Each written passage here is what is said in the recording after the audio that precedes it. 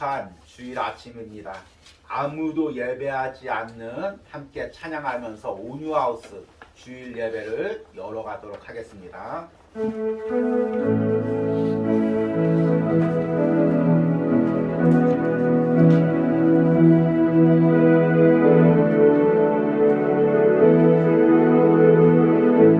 아무도 예배하지 않는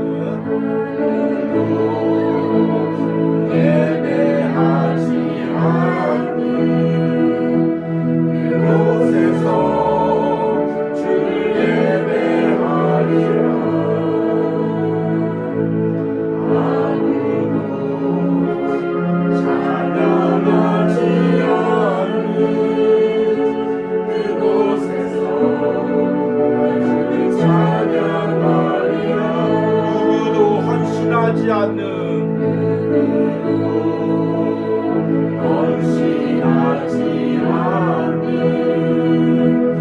그곳에서 주께 헌신하리라.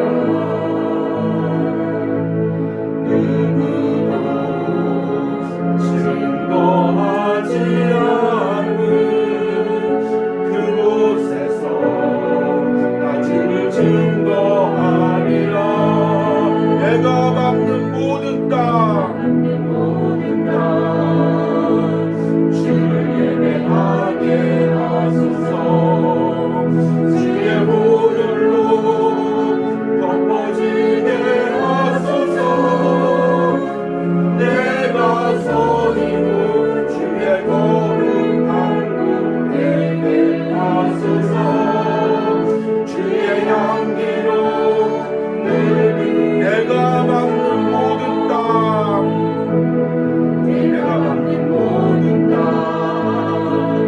주를 예배하게 하소서. 주의 보혈로 덮어지게 하소서. 내가 선이고 주의 거룩한 곳 되게 하소서. 주의 향기로 늘 누리소서.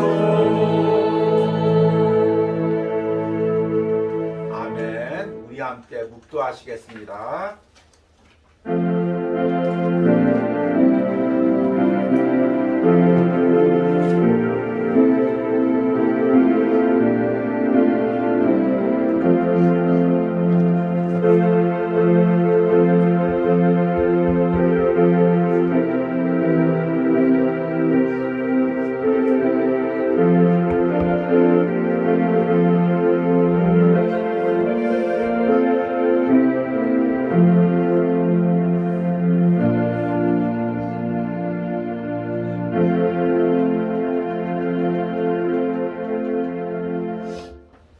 흑암에 행하던 백성이 큰 빛을 보고 사망의 그늘진 땅에 거주하던 자에게 빛이 비치도다. 아멘.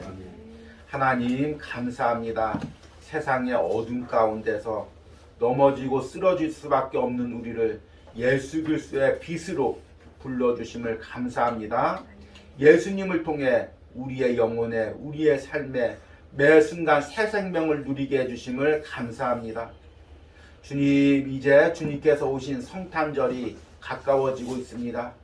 하나님, 우리 마음에 더욱더 이 성탄의 은혜를 사모하게 하여 주시옵소서. 세상의 쾌락과 세상의 향락과 세상에서 즐기는 성탄이 아니라 오로지 나의 영혼을 구원하기 위해서 이 땅에 오신 예수님을 바라보고 그 예수님께 감사할 수 있는 성탄의 은혜를 준비하게 하여 주시옵소서. 오늘 이 예배 가운데 미리 성탄의 은혜를 바라보고 소망하고 꿈꾸며 기뻐할 수 있도록 성령님께서 이 예배 처음부터 끝까지 임재하시고 역사하여 주시옵소서. 예수님의 이름으로 기도했습니다. 아멘. 우리 찬송가 122장 참 반가운 성도여 함께 찬양합니다.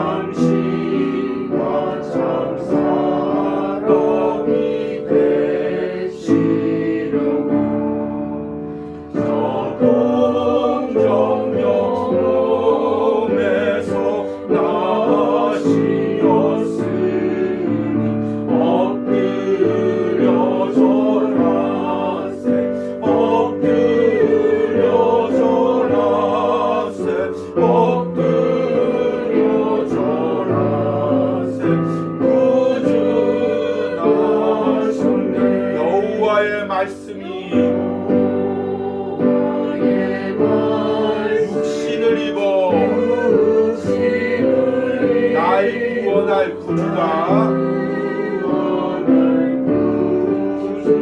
되셨구나. 늘 감사한 찬송을 주 앞에 드려 엎드려 절하세. 엎드려 절하세.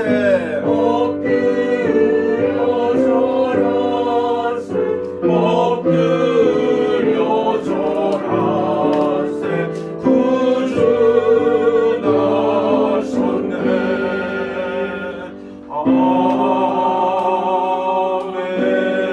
아멘. 우리 함께 사도신경으로 신앙 고백 드리시겠습니다. 나는 전능하신 아버지 하나님 천지의 창조주를 믿습니다. 나는 그의 유일하신 아들 우리 주 예수 그리스도를 믿습니다.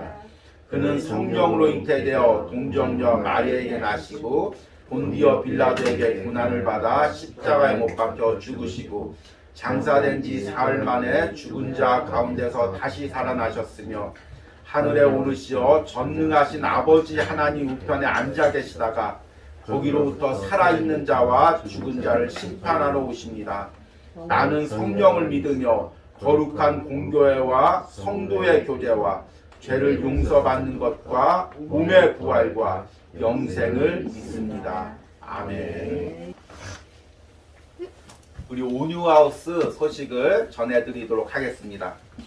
이제 주님은 나의 최고봉 묵상도 열흘밖에 남지 않았습니다. 남은 기간 동안 더욱더 사모하는 마음으로 함께 동참해 주시기 바랍니다. 그리고 내년 시편 묵상에도 또 함께 기도해 주시고 또 동참해 주시기 바랍니다. 그리고 12월 또 이제 주님은 나의 최고봉 마지막 은혜 나눔이 있습니다. 12월 묵상도 좋고 또 한 해 동안 받은 묵상도 좋고 다음 주 한 주 동안 여러분들이 잘 정리해 보면서 한 해 동안 받은 은혜를 정리해서 글로 보내주시길 바랍니다. 그리고 12월 25일에는 성탄 예배가 있습니다. 예배 후에는 간단하게 예수님 생일 파티가 있습니다. 그리고 송구영신 예배는 토요일인데 12월 31일 6시에 좀 일찍 드리도록 하겠습니다. 함께 기도로 준비해 주시기 바랍니다. 그러면 오늘 말씀을 보도록 하겠습니다. 오늘 말씀은 이사야서 9장 1절에서 7절입니다. 이사야서 9장 1절에서 7절까지 제가 읽도록 하겠습니다. 전에 고통받던 자들에게는 흑암이 없으리로다. 옛적에는 여호와께서 스불론 땅과 납달리 땅이 멸시를 당하게 하셨더니 후에는 해변길과 요단 저쪽 이방의 갈릴리를 영화롭게 하셨느니라. 흑암에 행하던 백성이 큰 빛을 보고 사망의 그늘진 땅에 거주하던 자에게 빛이 비치도다. 주께서 이 나라를 창성하게 하시며 그 즐거움을 더하게 하셨으므로 추수하는 즐거움과 탈취물을 나눌 때 즐거움같이 그들이 주 앞에서 즐거워하오니 이는 그들이 무겁게 맨 멍에와 그들의 어깨의 채찍과 그 압제자의 막대기를 주께서 꺾으시되 미디안의 날과 같이 하셨음이니라. 어지러이 싸우는 군인들의 신과 피 묻은 겉옷이 불에 섭같이 살라지리니 이는 한 아기가 우리에게 낳고 한 아들을 우리에게 주신 바 되었는데 그 어깨에는 정사를 메었고 그 이름은 기묘자라 모사라 전능하신 하나님이라 영존하시는 아버지라 평강의 왕이라 할 것임이라. 그 정사와 평강의 더함이 무궁하며 또 다윗의 왕자와 그의 나라에 군림하여 그 나라를 굳게 세우고 지금 이후로 영원히 정의와 공의로 그것을 보존할 것이라. 만군의 여호와의 열심히 이를 이루시리라. 아멘. 아멘. 우리 12월 달 다음 주 예배죠. 예수님께서 이 땅에 오신 성탄절 앞두고 예수님께서 이 땅에 오신 이유라는 주제로 이제 말씀을 전하고 있습니다. 그리고 오늘은 예수님께서 오셔서 주시는 은혜라는 제목으로 말씀을 전하려고 합니다. 부제목이 있는데요. 연약함을 통하여 주시는 은혜입니다. 우리 지난주에 이사야서 61장 1절에서 3절 말씀을 통해서 예수님이 오셔서 주시는 회복이라는 제목으로 말씀을 전했습니다. 이 땅의 슬픔과 아픔 가운데 눌려 있어서 육체적인 존재로만 살아가는 그들을 하나님께서 심으신 의의 나무인 영적인 존재로 회복시키기 위해서 예수님께서 이 땅에 오신 것입니다. 그런데 우리가 이런 육적인 존재에서 영적인 존재로 슬퍼하는 존재에서 하나님께 찬양을 돌리는 의의 나무로 거듭날 때 꼭 우리의 발목을 잡는 게 바로 우리 안에 있는 연약함입니다. 우리 사람들마다 다 각자 가지고 있는 연약함이 있을 것입니다. 그래서 그 연약함을 극복해야만이 우리가 주님이 심으신 하나님이 심으신 의의 나무로 회복될 수가 있습니다. 오늘 어떻게 우리가 예수님께서 우리의 연약함을 감당하시는지 말씀을 통해서 듣고 깨달으시길 소망합니다. 제가 젊었을 때 읽었던 철학서적 중에서 니체의 책들이 있습니다. 특히 이제 프리드리 니체라고 하죠. 이 책을 무척 좋아했는데 제가 니체를 좋아한 것은 단순히 니체의 사상이 좋아서가 아니라 그 니체의 책들이 있다 보면 무언가 말할 수 없는 그 니체에 대해서 연민을 느끼게 됩니다. 아마 니체의 책을 읽으면서 연민을 느끼는 사람은 드물 것입니다. 이 니체의 사상 중에서 가장 대표되는 사상이 이제 초인 사상이라고 합니다. 독일어로 위버맨시라고 하는데요. 위버가 영어로는 이제 오버입니다. 위에 극복한, 초월한. 그리고 맨시가 영어의 맨, 인간이란 뜻이죠. 그러니까 위버맨시는 보통 인간을 초월한 어떤 초월적인 존재를 의미합니다. 인간의 감정, 사사로운 감정, 슬퍼하고 아파하고 연약함에 눌려서 우울해하고 사람을 기대했다가 사람에게 실망하고 낙담하고 그런 것이 아니라 모든 도덕을 초월하고 사람과의 관계를 초월해서 사람 위에 군림하고 사람을 지배하는 절대적인 존재. 이것이 이제 위버맨시, 이제 초인이죠. 그리고 그 사상에 가장 영향을 받은 사람이 사실은 이제 독일의 아돌프 히틀러입니다. 그러니까 안 좋은 쪽으로 많이 이제 흘러갔죠. 그런데 니체가 이런 사상을 주장하게 된 이유가 있습니다. 니체는 사실은 무척 연약한 사람이었습니다. 니체는 목사의 아들로 태어났습니다. 그런데 아버지 목사님이 굉장히 건강적으로 좀 연약했던 것 같습니다. 그리고 니체가 5살 때 아버지가 이제 돌아가셨습니다. 니체 역시도 계속 건강이 안 좋고 정신적으로 연약하고 남동생들이 다 일찍 죽어서 누나들 틈에서 고모와 이모들 틈에서 자랐습니다. 그리고 나서 사립학교를 갔으니까 몸도 약하고 또 가난하고 또 아버지도 없고 그러니까 얼마나 사람들에게 친구들에게 놀림을 당하고 요즘에 말하자면 그 따돌림 비슷한 것을 당했습니다. 그래도 이 니체가 사람을 참 그리워했습니다. 아버지 같은 존재, 인격적인 존재, 든든한 존재를 많이 따랐습니다. 그 중에서 이제 니체가 가장 따랐던 사람이 이제 바그너, 대표적인 그 오페라 작곡가죠. 그 바그너를 굉장히 따르고 존경했습니다. 그러다 바그너의 그 인간적인 모습을 보고 실망해서 또 인간에게 실망했습니다. 그리고 젊은 날에는 누살로메라는 그 여성을 무척 흠모했습니다. 이제 아시는 분도 있겠지만 이 누살로메라면 당대 지성과 미모를 겸비한 여인입니다. 그래서 그 당시에 좀 한다는 철학자와 문학자들은 다 누살로메의 연인이었습니다. 대표적으로 닐케가 있고 또 이제 프로이드 같은 심리학자도 다 이 누살로메 연인이었습니다. 그리고 그 중에서 니체도 이제 누살로메 연인이었죠. 말하자면 이제 어장관리인 거죠.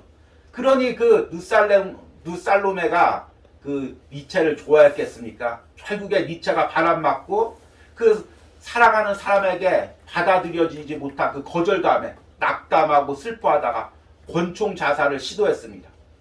그러니까 얼마나 니체가 연약한 인간이었습니까? 그리고 마지막에는 그 말이 수레를 끌고 있는 모습을 보고 그 너무 안타까워서 말을 부둥켜 안고 울었다고 합니다. 그리고 결국에는 정신병원에서 여생을 마쳤습니다. 니체가 평생 꿈꾸었던 초인이란 무엇이냐면 자기와 반대되는 존재입니다.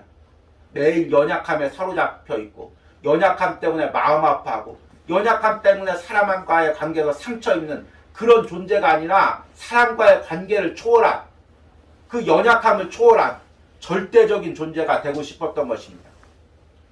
그러나 결국에 자기 자신을 극복하지 못했습니다. 저는 니체의 책들을 읽으면서 항상 제 자신의 모습을 젊은 시절에 보았습니다.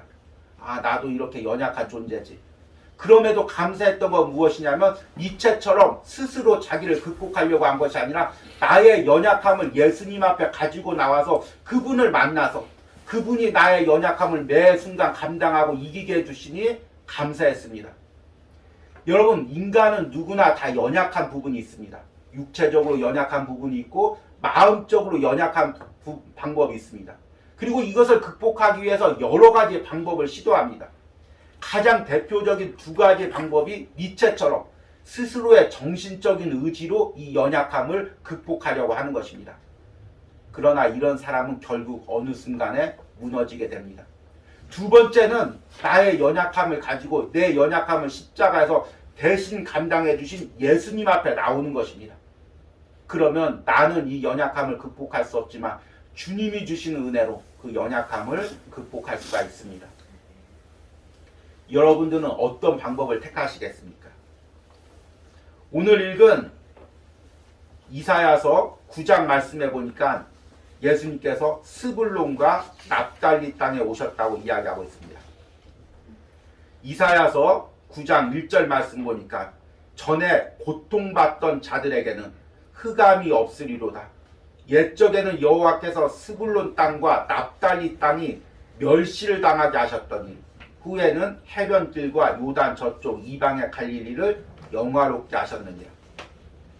우리나라는 이제 팔도가 있듯이 이스라엘은 12지파가 12개를 나누어서 이제 다스리고 있습니다.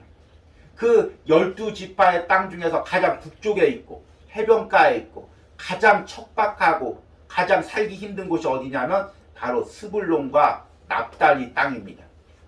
그런데 주님께서 바로 이 스불론과 납달리 땅에 오신다고 오늘 말씀하고 있습니다. 왜 스불론과 납달리 땅입니까? 스불론은 야곱의 첫 번째 아내인 레아의 6번째 아들입니다. 우리가 잘 아는 것처럼 야곱은 두 자매인 레아와 라헬과 결혼을 했습니다. 그런데 야곱은 라헬만을 사랑했죠. 그런데 하나님께서 자녀는 누구에게 주셨냐면 언니인 레아에게 주셨습니다. 그러니까 라헬이 얼마나 질투가 났겠습니까? 그런데 대신 레아는 남편의 사랑을 받지 못했습니다. 그래서 성경에 보면 레아는 평생 야곱의 사랑을 그리워했습니다. 그러다가 레아의 아들인 르우벤이 들에 갔다가 합한채라는 식물을 주었습니다. 이제 걷어온 거죠. 이 합한채는 이제 아이를 낳게 한다는 그런 이제 이야기가 전해오는 아주 귀한 식물입니다. 그러니까 라헬이 그 소식을 듣고 얼른 언니한테 쫓아갑니다. 왜냐하면 자기는 아이를 못 낳고 있으니까 언니 아들이 합한채를 얻어왔다면 그 귀한 것을 나에게 줘. 그러니까 레아가 야, 네가 남편의 사랑을 다 독차지하더니만 이제 내 아들이 가져온 합한채까지 가져가려고 하느냐. 그러니까 이 라헬이 레아에게 거절할 수 없는 제안을 합니다. 그 거절할 수 없는 제안이 무엇이냐면 언니가 합한채를 나에게 주면 오늘 밤에 남편인 야곱을 언니의 침소에 언니의 장막에 보내겠어. 이런 제안을 합니다. 그런데 이게 여성의 입장에서 보면 얼마나 자존심이 상하는 일입니까? 정말 내 남편인데 내가 첫 번째 부인인데 오히려 그 동생한테 남편의 사랑을 다 빼앗기고 남편과 그 하룻밤을 보내기 위해서 그 하룻밤의 따뜻한 사랑을 받기 위해서 동생이 남편을 나에게 보내주겠다는 것입니다. 얼마나 자존심이 상합니까? 보통 여성 같으면 다 거절했을 것입니다. 그런데 레아는 남편의 사랑에 너무 목말라 있었습니다. 그리고 합판채를 주고 이 야곱과 시간을 보냅니다. 그래서 낳은 자녀가 이스라엘과 스불론입니다. 여러분, 스불론의 이름의 뜻이 무엇인 줄 아십니까? 그가 나와 함께 거하리로다. 여러분, 이 이름에 무슨 의미가 담겨져 있습니까? 이제는 내가 남편에게 아들을 6명 낳아줬으니까 이제는 나를 사랑하겠지.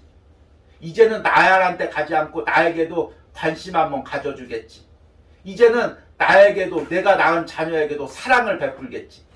그 스불론이란 이름 안에 그 의미가 담겨 있는 것입니다. 그런데 아들만 낳고 또 야곱은 또 라헬에게 갑니다. 그러니 스불론이 자라면서 아버지의 따뜻한 손길 한번 받아봤겠습니까? 계속 라헬에 침소해 있는데 그 스불론이 낳았다고 해서 아버지가 한번 안아줬겠습니까? 그렇게 스불론은 이스라엘 12지파 중에서도 사랑받지 못한 아들, 존중받지 못한 아들, 그렇게 자랐습니다. 그리고 12지파 중에서도 작은 지파가 되었습니다. 그리고 나서 이제 가나안 땅에 정착할 때도 가장 척박한 땅, 그 해변가의 북쪽에 척박한 땅을 조금 분배받았을 뿐입니다. 그런데 그나마 스불론의 처지는 낫습니다. 납달리의 처지는 더합니다. 납달리는 라헬이 아이를 낳지 못하자 라헬의 여종인 비라를 통해서 낳은 아들입니다. 자꾸 언니인 레아만 아들을 낳는 것입니다. 자기는 아들을 낳지 못하는 것입니다. 그래서 자기의 여종인 비라를 갖다가 남편에게 처소해 드립니다. 그리고 아들을 낳습니다.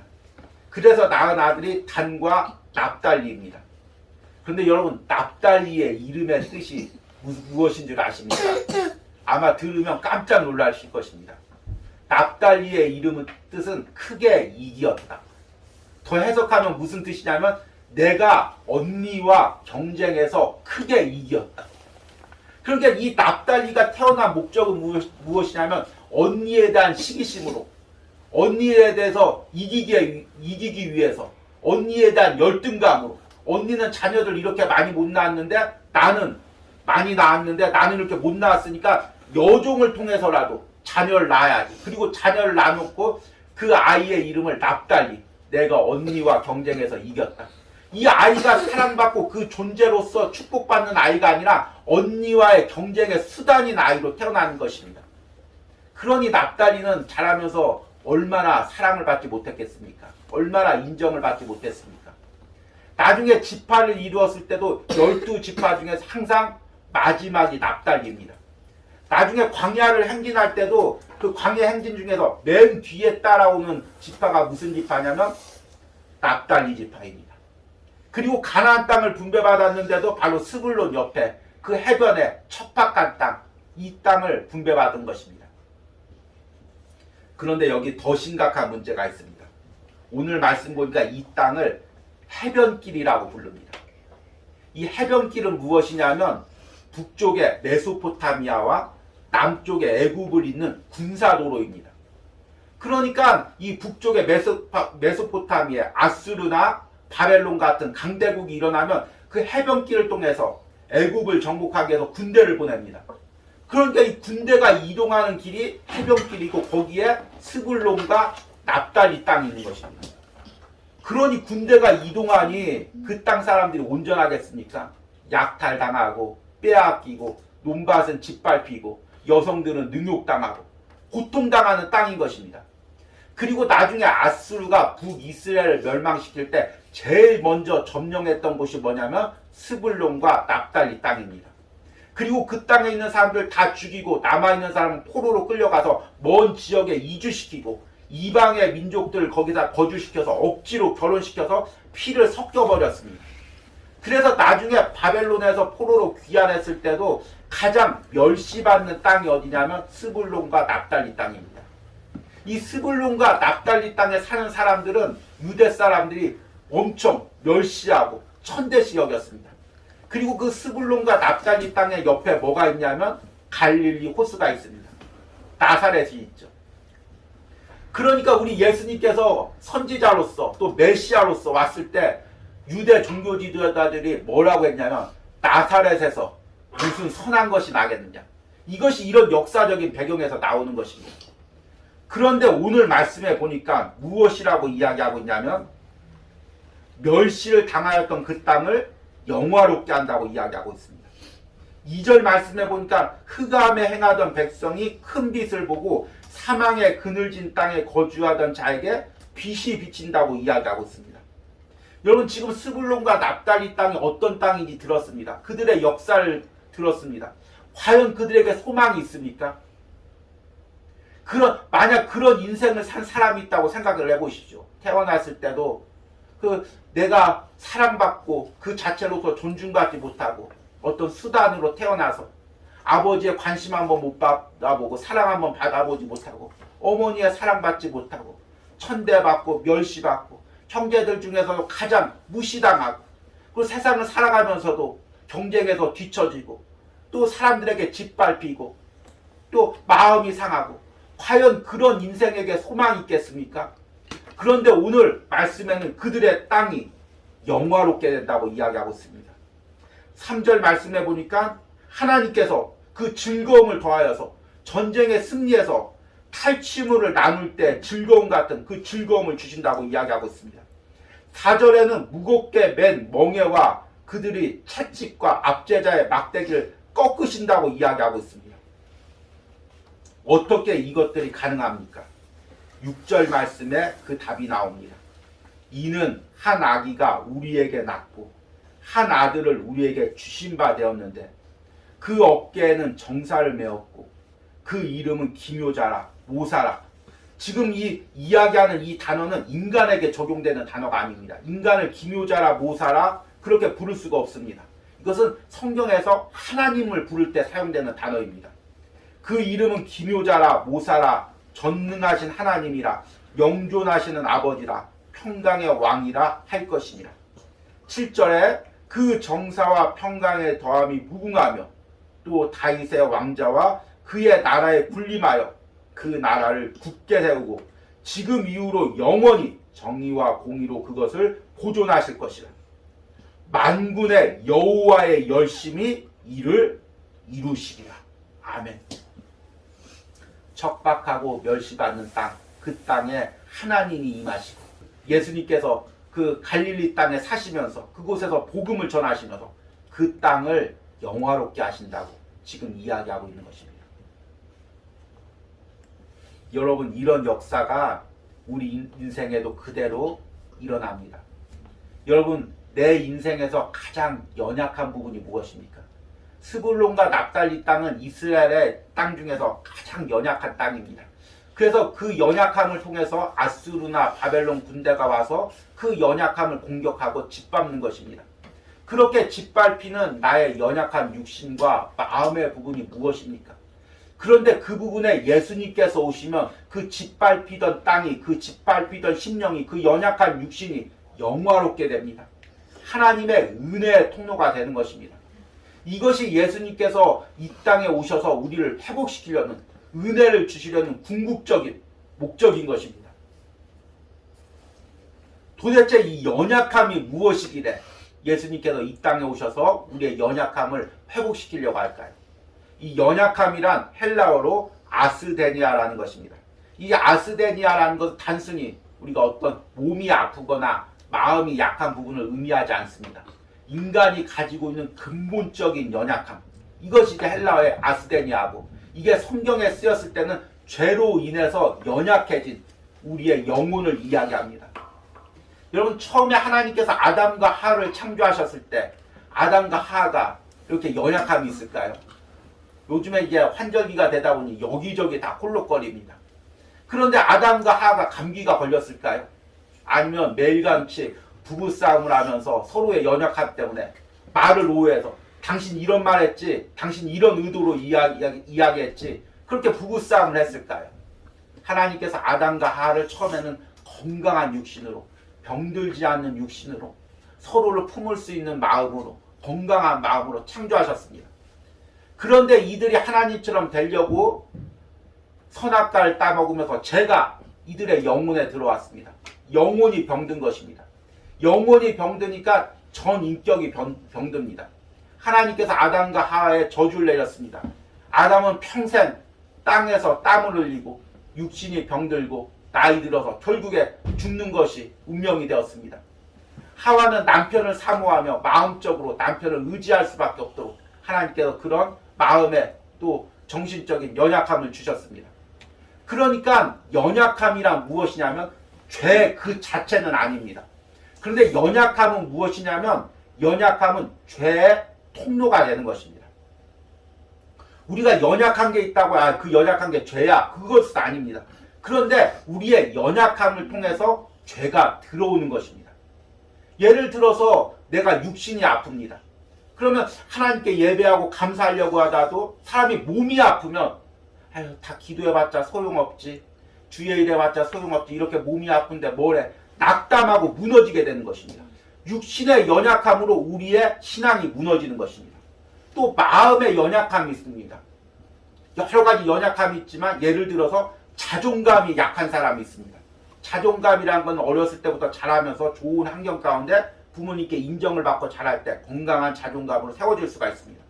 그런데 그런 환경에서 자라지 못해서 자존감이 약한 사람은 교회에 나왔는데 목사님이 한마디만 해도 목사님이 내가 싫어서 그 소리 했나 봐.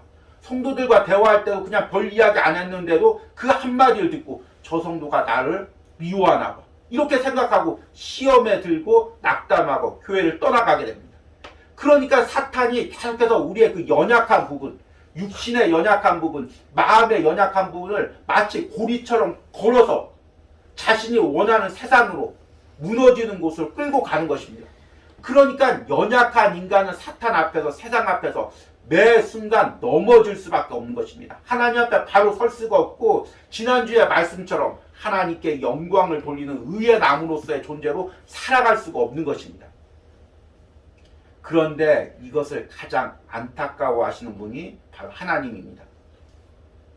자신이 창조한 인간이 사탄에게 그 연약함이 고리를 잡혀서 끌려다닐 때 하나님이 그것을 보시고 얼마나 마음이 아파하겠습니까? 만약 제가 이 아이를 키우는데 이 아이가 이제 곧 있으면 초등학교를 갔는데 나쁜 친구를 만났습니다.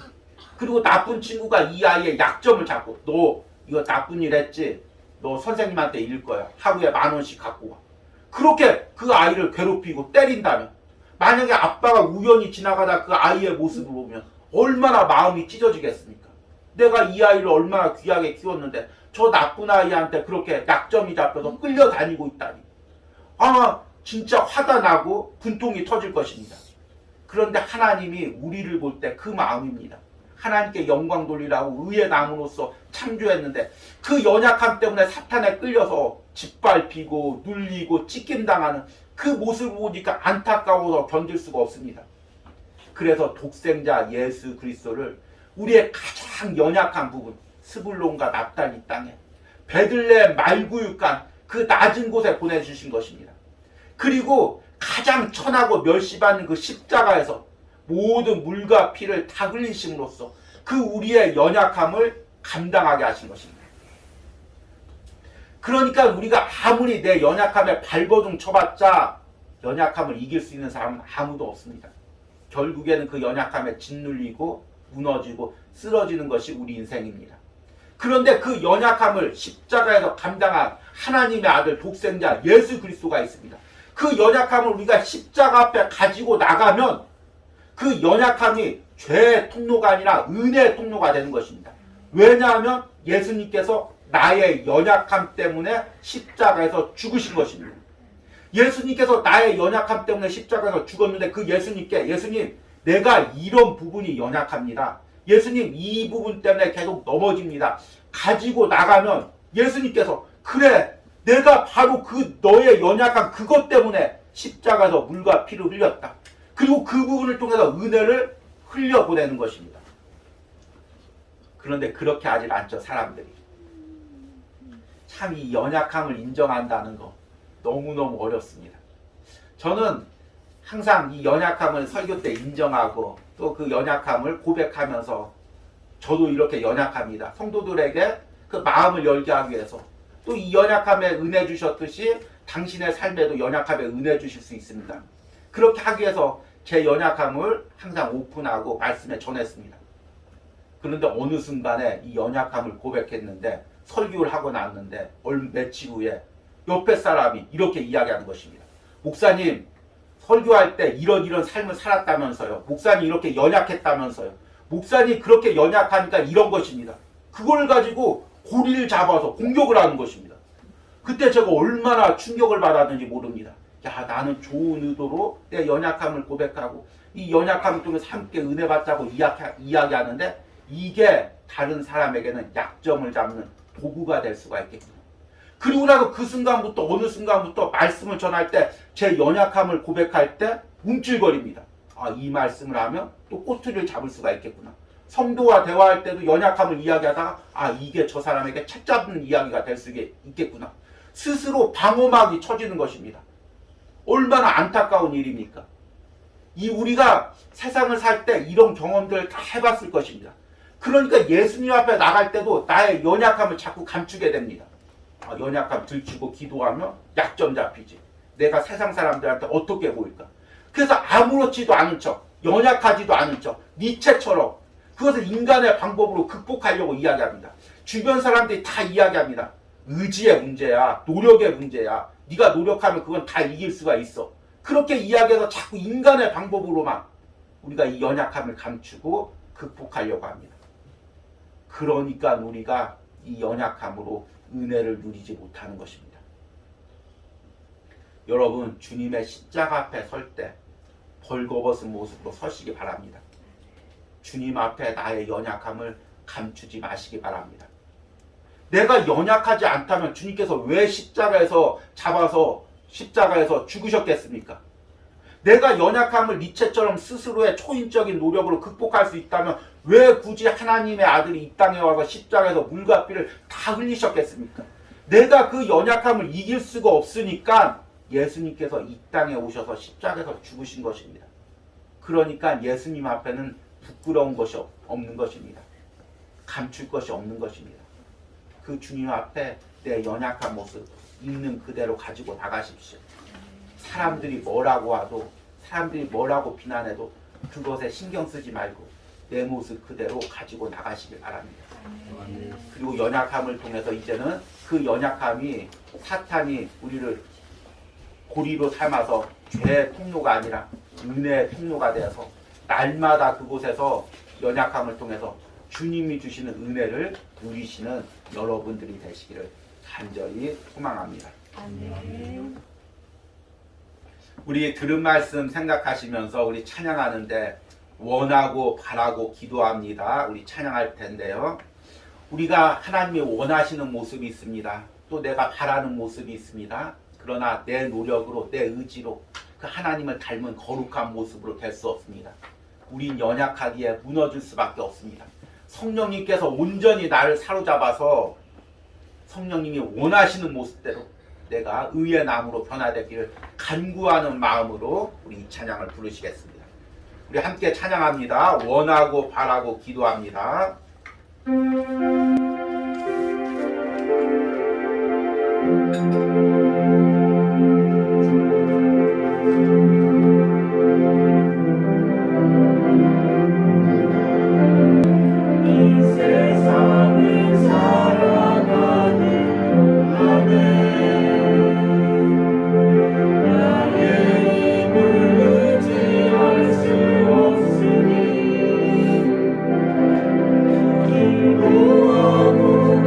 낙심하지 말 것을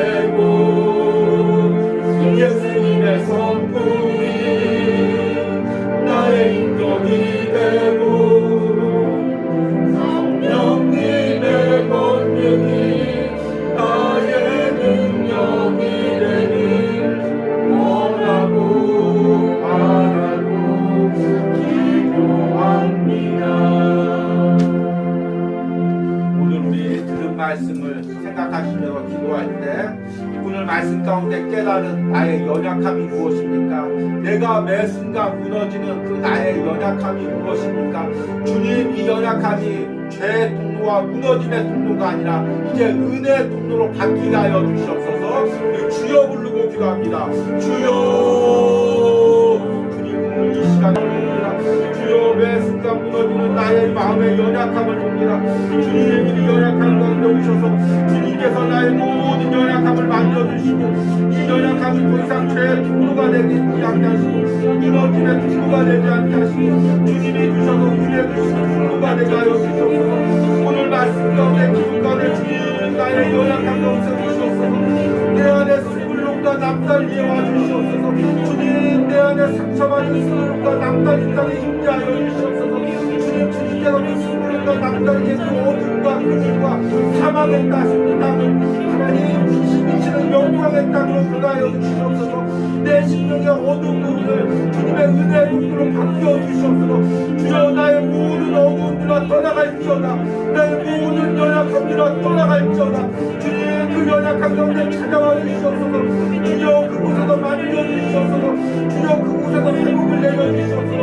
주여, 그곳에 은혜를 비춰 주시옵소서.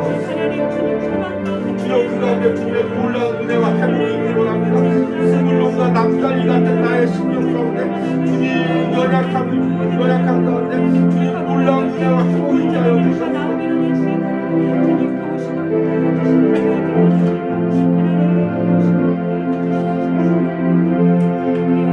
오늘 이 시간에 특별히 가정을 위해서 한 번 더 기도하겠습니다. 우리 가정의 스불론과 남달리 땅이 어디입니까? 우리 가정의 연약한 부분이 무엇입니까? 그 연약함을 통해 계속 악한 영이 우리 가정을 무너뜨리고 있는 부분이 무엇입니까? 하나님, 그 연약한 통로가 이제 은혜의 통로로 바뀌게 하여 주시옵소서. 주여 부르고 기도합니다. 주여, 주님, 우리 가정의 연약한 통로가 무엇입니까? 주여, 그 통로를 통하여 아버지 사탄이 계속해서 우리 가정을 무너뜨리고 짓밟히고 있는 부분이 무엇입니까? 하나님을 예배해야 될 예배의 공동체가 하나님 그 연약함을 통로를 통하여 아수르와 바벨론 같은 나라가 들어와서 계속해서 우리 가정을 무너뜨리고 있는 주여, 우리의 가정의 연약함이 무엇입니까? 이 시간 우리의 성령님께서 우리의 영적인 눈을 열어주셔서 우리 가정의 연약함을 보게 하여 주시옵소서. 주여, 우리 가정의 스불론과 남달리 땅이 변화되어 하나님 그 어둠의 땅이 영광의 땅으로 변화될지어다. 주여, 그 짓밟히던 땅이 주님께서 임재하시는 영광의 땅으로 변화될지어다. 주여, 스불론과 남달리 땅이 변화되게 하여 주시옵소서. 주여, 우리 가정의 스불론과 남달리가 주의 영광의 땅으로 변화되게 하여 주시옵소서. 인간이 할 수 없습니다. 인간의 노력으로 변화될 수가 없습니다. 예수님께서 그 땅에 오셔서 그 연약한 가운데 오셔서 하나님 그 스불론과 남달리 땅을 주님께 영광 돌리는 땅으로 변화시켜 주시옵소서. 우리의 연약함은 은혜의 통로로 변화시켜 주시옵소서. 우리의 연약함은 은혜의 땅으로 변화시켜 주시옵소서. 주님께서 풀어주시고 역사하시고 함께 주시옵소서. 우리 한 가지 더 기도할 때 하나님, 내가 예수님의 십자가 앞에 나의 연약한 모습 그대로 섭니다. 사람들이 뭐라고 비난할지라도, 사람들이 뭐라고 조롱할지라도 내 연약한 모습 그대로, 내 연약함을 위해서 십자가에서 주신 그 예수님 앞에 섭니다. 주님 앞에 벌거벗은 모습으로 설 수 있는 은혜를 주시옵소서. 주여 부르고 기도합니다. 주여, 주님, 내가 오늘도 나의 연약한 모습 그대로 주님의 십자가 앞에 가지고 나갑니다.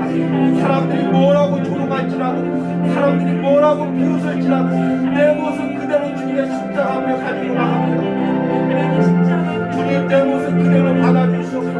주여, 내 모습 그대로 받아주시옵소서. 내 연약한 모습 그대로 받아주시옵소서. 주여, 내 연약한 모습 그대로 받아주시옵소서. 주님 앞에 내 연약함을 감추지 않게 하여 주시옵소서. 주님 앞에 내 연약함을 포장하지 않게 하여 주시옵소서. 세상의 거룩의 옷으로, 세상의 일의 옷으로 포장하지 않게 하시옵소서. 내 연약한 모습 그대로 벌거벗은 모습으로 주님께 앞에 섭니다. 주여, 내가 이렇게 연약합니다.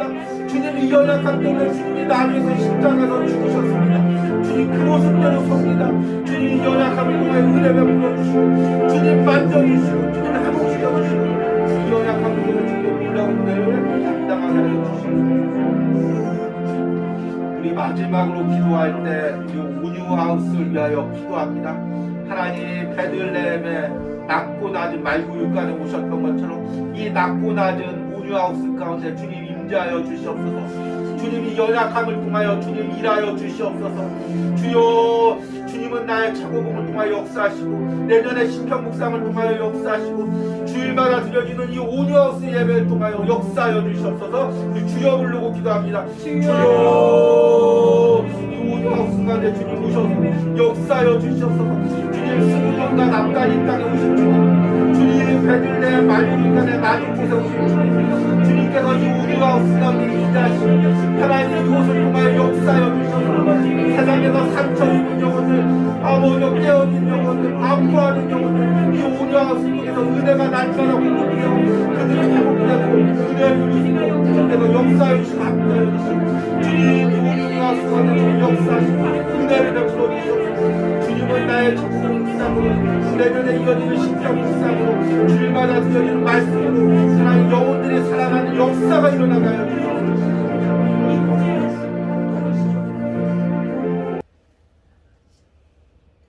전에 고통받던 자들에게는 흑암이 없으리로다. 옛적에는 여호와께서 스불론 땅과 납달리 땅이 멸시를 당하게 하셨더니 후에는 해변길과 요단 저쪽 이방의 갈릴리를 영화롭게 하셨느니라. 아멘. 하나님, 오늘 말씀을 들으며 스불론과 납달리의 인생이 내 인생임을 고백합니다. 스불론과 납달리의 연약함이 내 연약함임을 고백합니다. 주님, 우리의 연약함을 통해 계속해서 세상이, 사탄이 우리를 공격합니다. 우리를 고리에 끌고 가서 주님을 섬기지 못하도록, 주님께 영광 돌리는 의의 나무로서 살지 못하도록 우리를 계속 짓밟고 있습니다. 주님, 그 연약함을 내가 극복할 수 없음을 오늘 말씀 가운데 깨닫습니다. 이 연약함을 예수님의 십자가 앞에 그대로 가지고 나갑니다. 있는 모습 그대로 가지고 나갑니다. 나의 연약함을 위해서 하나님의 아들이 십자가에서 보혈을 흘리셨습니다. 그 보혈의 능력으로 나의 연약함이 회복되게 하여 주시옵소서. 그 연약함을 통하여 보혈의 은혜가 흘러 들어오게 하여 주시옵소서. 내 심령이 변화되고 내 육신이 변화되고 우리 가정이 변화되는 놀라운 역사가 일어날 수 있도록 함께하여 주시옵소서. 이런 은혜를 오늘 예배하는 모든 심령 가운데, 가정 가운데, 영상으로 예배하는 모든 심령 가운데 부어주시기를 간절히 소망합니다. 하나님, 이 시간에 온유하우스를 통해 예물 드리는 손길들 위하여 기도합니다. 주일 아침마다 온유하우스를 위하여 예물 드린 목사님 있습니다. 주님, 내년에 사역을 준비하는 가운데 그 사역을 확장되게 하시고 감당할 수 있는 영적인 능력을 허락하여 주시고 또 가정의 모든 연약함들, 주님, 혹시나 그 가정에 스불론과 납달리 같은 연약함이 있다면 주님, 그곳이 은혜의 통로로 변화시킬 수 있도록 주님께서 회복시켜 주시고 역사하여 주시옵소서. 주일 새벽마다 이 온유하우스를 위하여 기도하며 예물 보내는 우리 권사님, 주님 축복하시고 하나님, 우리 권사님의 연약함을 아시지요. 그 육신의 연약함을 회복시켜 주셔서 기도하는 데 부족함이 없도록 축복하여 주시옵소서. 하나님, 또한 우리 온유하우스를 섬기는 이 가정을 주님께서 축복하시고 항상 아버지 또 반주로서 또 섬김으로써 역사할 때 그 가정의 모든 연약함들이 또 10년 가운데 스불론과 납달리 같은 연약함들이 주님의 놀라운 은혜로 회복되게 하시고 오히려 그 연약함으로 주님을 깊게 만나는 은혜의 통로로 바꾸어 주시옵소서. 주님, 또한 이 온유하우스를 섬기는 우리 성도님 하나님께서 축복하시고 하나님, 그 모든 앞길을 책임져 주시고 하나님께서 그 연약한 가운데서 놀라운 은혜를 베풀어 주시옵소서. 또 먼 곳에서 오늘 온유하우스를 방문해서 예배하는 손길 가운데 주님 축복하시고 하나님, 혹시 그 가정에 스불론과 납달리 같은 연약함이 있다면 이제 더 이상 아버지 그 연약함이 무너지는 통로가 아니라 주님이 보혈의 은혜가 그 가정에 흘러 들어오는 통로가 될 수 있도록 축복하여 주시기를 간절히 소망합니다. 이제는 예수 그리스도를 낮고 낮은 이 땅에 보내주신 성부 하나님의 사랑과 가장 낮고 연약한 곳에 오셔서 우리에게 은혜를 부어주신 성자 예수님의 은혜와 매일 나의 연약함을 통하여 은혜의 통로로 삼으시는 성령 하나님의 역사하심이 오늘 온유하우스에서 예배하는 모든 심령 가운데, 영상으로 예배하는 모든 심령과 가정 가운데 이제부터 영원까지 함께 있을지어다. 아멘. 아멘.